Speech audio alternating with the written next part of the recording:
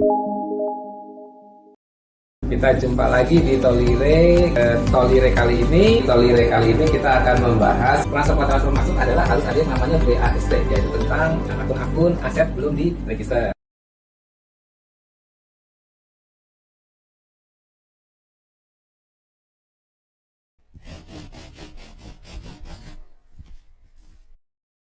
Oke, assalamualaikum warahmatullahi wabarakatuh. Kita berjumpa lagi di Tolire. Kali ini kita akan membahas mengenai piutang, mulai dari pembentukannya, penyisihan piutang, terakhir penghapusan piutang. Tidak berpanjang-panjang waktu, kita mulai dengan pembentukan piutang. Jadi, apa itu piutang? Piutang itu adalah hak negara yang bisa dinilai dengan uang atas transaksi yang lalu, namun sampai dengan saat ini belum mendapatkan uangnya. Dan biasanya yang namanya piutang itu berhubungan dengan pendapatan. Karena jurnal standarnya piutang adalah debitnya di piutang, kreditnya di pendapatan. Sehingga kadang-kadang dalam menentukan apakah sesuatu itu bisa kita catat sebagai piutang, itu kadang-kadang lebih gampang jika kita melihat dari sisi yang pendapatannya. Apakah dia sudah bisa dinyatakan sebagai pendapatan? Jika dia sudah bisa dinyatakan sebagai pendapatan, namun uangnya belum kita terima, baru kita catat sebagai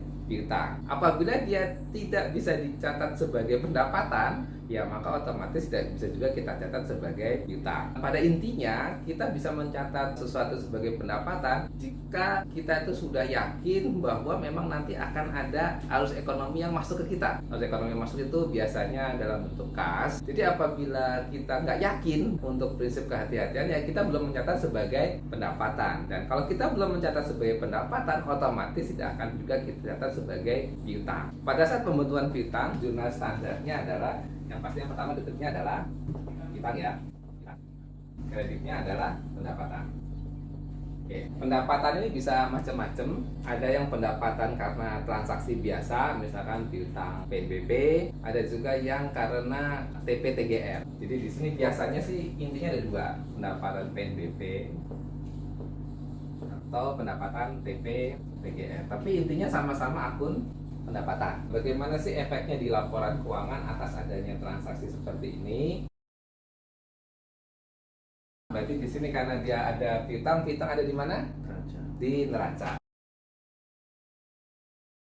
Nah, misalnya piutangnya ini misalnya 100 juta. Oke, maka di sini ada piutang 100 juta. Kemudian pendapatannya berarti masuk di LO ya. Ini adalah piutang. Kemudian apa transaksi berikutnya setelah kita mencatat piutang? Yang pasti transaksi berikutnya adalah kita menerima uangnya. Jadi kalau kita, ini yang normal dulu, kita terima uangnya. Misalnya tanggal 1 bulan 2. Berarti misalkan tanggal 1 Maret kita terima uangnya sebesar 100 juta. Maka di situ, ini kalau didapat sebelum kita agak tricky ya. Karena apa? Karena kita menggunakan SSBP kan, yang punya piutang tidak nyetor uang ke kita, tapi nyetor uangnya ke bank persepsi gitu kan ya. Maka nanti yang kita input di aplikasi Saiba, oh ya, ini adalah menggunakan jurnal ya, jurnal manual. Kenapa? Karena di aplikasi Saiba itu tidak ada modul piutang, sehingga kita harus ngejurnal ini. Dan ini kita transaksikan di manajemen gitu kan. Jurnal otomatis pada saat SSBP ini kita input ke Saiba apa? Nah, kreditnya apa? Piutang. Bukan piutang, kan SSBP. Ya oke, ada dua cara ya. Ada yang ini namanya debitur ya. Debitur kan ada dua cara. Cara yang pertama adalah ngasih uangnya ke bendara penerima. Nanti bendara penerima yang setor ke kas negara. Tapi ada juga yang kedua, si debiturnya itu langsung setor ke kas negara menggunakan SSBP. Atau kalau misalkan kita mau pakai bendara penerimaan, mau pakai contoh bendara penerimaan, agak panjang sih jadi ya. Contoh yang langsung si debiturnya langsung setor ke kas negara melalui SSBP. Nah, kemudian SSBP kan disampaikan ke kita, terus kita input di aplikasi Saiba. Jurnal otomatisnya adalah debitnya Dedel, kreditnya adalah ya pendapatannya.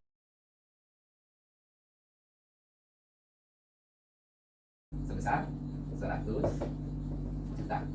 Sehingga kalau seandainya terjadi seperti ini, di laporan keuangan seperti apa? Maka di sini pendapatannya menjadi malah 200 juta malah ya kan.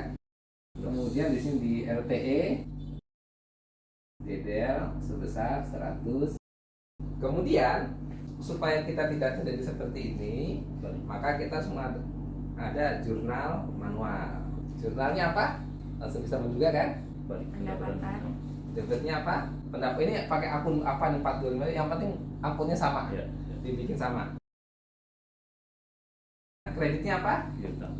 Piutang ya, benar ya. Lawannya. Piutangnya juga pakai akun yang sama dengan waktu kita bentuk ini. Supaya apa? Supaya hilang. Sebesar 100 juta. Nah, sehingga di sini apa hasilnya? Kalau kita sudah melakukan ini, hasilnya ini piutangnya menjadi 0, ya kan?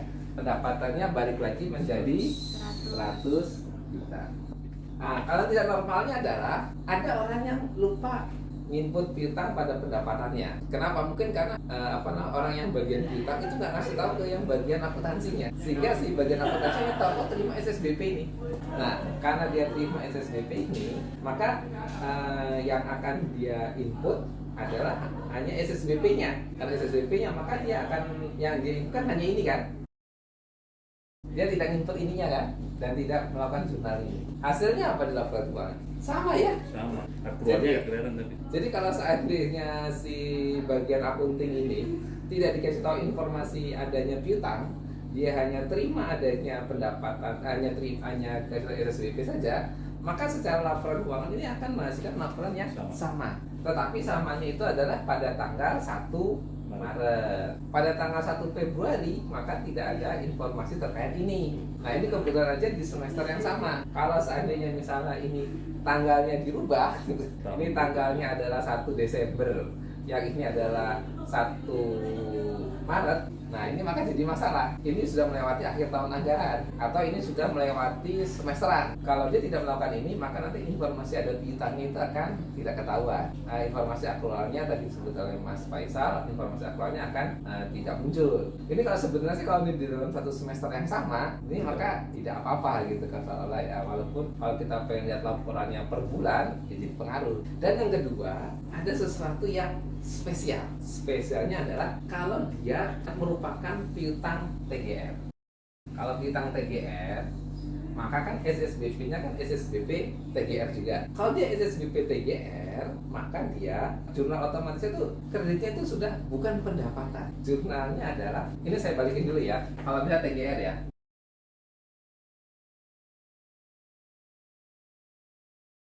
waktu dia input ini piutang pendapatan TGR, maka jurnalnya seperti itu. Pada saat SSBP TGR, dia kreditnya ternyata tidak pendapatan, tapi dia kreditnya ada langsung piutang TP TGR. Ini bedanya. Waktu dia habis input SSBP, maka otomatis di laporan keuangannya tuh langsung di sini menjadi. Ini kan praktis kan? Karena kita nggak usah ngejurnal manual tadi itu kan. Kalau dia piutangnya PNBP, otomatis di sini harus ada jurnal tadi ya. Tapi kalau dia jurnalnya dia menggunakan akun TPTGR, dia jurnalnya terdetail pada piutang TPTGR, sehingga otomatis langsung menghilangkan piutang dan memunculkan DDL di sini. Pendapatannya kan sudah di sini, sudah waktu yang pertama kali. Mau TPTGR mau piutang PNBP kan sama-sama harus ngejurnal ini. Cuman bedanya adalah kalau dia kalau dia TPTGR, piutang TGR juga di atas bunyinya sama dengan ini apa gimana? Iya, sama. Nanti pendapatannya juga sama, pendapatan PNBP atau pendapatan TPTGR sama. Bedanya kalau dia piutangnya piutang TPTGR kemudian dibayarnya menggunakan SSBP dengan akun TPTGR, maka jurnal otomatis langsung dedel pada piutang TPTGR. Kenapa jurnal seperti ini? Karena asumsi kita kalau namanya TPTGR itu pasti melalui proses piutang. Kenapa? Karena di TPTGR itu pasti ada proses diselesaikan jalan damai atau jalan pengadilan. Harus ada pernyataan SPT tanggung jawab mutlak dan sebagainya. Sehingga di sini kita asumsikan kalau dia TPTGR pasti melalui piutang, sehingga di SSBP-nya pun langsung saja menggunakan DDL pada piutang TPTGR. Yang jadi masalah kadang-kadang kalau yang tadi yang piutang PNBP, seandainya kita tidak lupa nggak ngejurnal yang pertamanya, yang penting asal kita juga nggak ngejurnal yang baliknya, maka otomatis laporannya pun cocok. Cuma secara akrualnya tidak pas. Nah, kalau ini justru kebalikannya. Kalau seandainya terima SSBP TPTGR tapi tidak ngejurnal ini, maka hasilnya apa? Hasilnya adalah justru di sini ada piutang TGR sebesar minus 100 malah. Kemudian pendapatan TPTGR malah nggak ada. Terus DDL sebesar 100. Jadi kalau tidak melakukan ini, justru malah tabel keluarnya piutang TPTGR minus 100 juta. Kemudian ada DDL sebesar 100 juta. Nah, ini sering terjadi ini malah. Solusinya adalah bukan ada solusinya. Ininya nggak direkam yang solusinya. Kalau ini nggak direkam, hasilnya apa? Selisih di rekon. Nah, solusinya ada sebenarnya tinggal input ini ya, piutang TPTGR pada pendapatan TPTGR sehingga nanti akan kembali menjadi benar. Jadi ini adalah kita hanya baru dari pembentukan sama pembayaran. Kalau kita sudah tahu ini, nanti kalau misalnya waktu inputnya di sini piutangnya TPTGR, pas bayarnya SSBP-nya pakai piutang PNBP biasa. Nah, itu mungkin jangan hanya gara-gara kode akunnya antara ini dan ini ternyata beda, gitu aja ya. Tapi kalau PNBP biasa otomatis membentuk jurnal yang sesuai dengan pendapatan itu bukan? Kalau dia PNBP biasa, otomatis pendapatan biasa. SSBP-nya yang otomatisnya adalah DDL pada pendapatan. Kenapa dibuat berbeda? Karena kalau PNBP itu umumnya bayarnya cash, tidak melalui piutang. Piutang TPTGR itu umumnya menggunakan piutang dulu, nggak langsung dibayar umumnya ya. Nah, sekarang ini adalah mekanisme pembentukan dan pembayarannya. Sekarang yang kedua kita adalah ada yang namanya penyisihan piutang. Apa itu penyisihan piutang?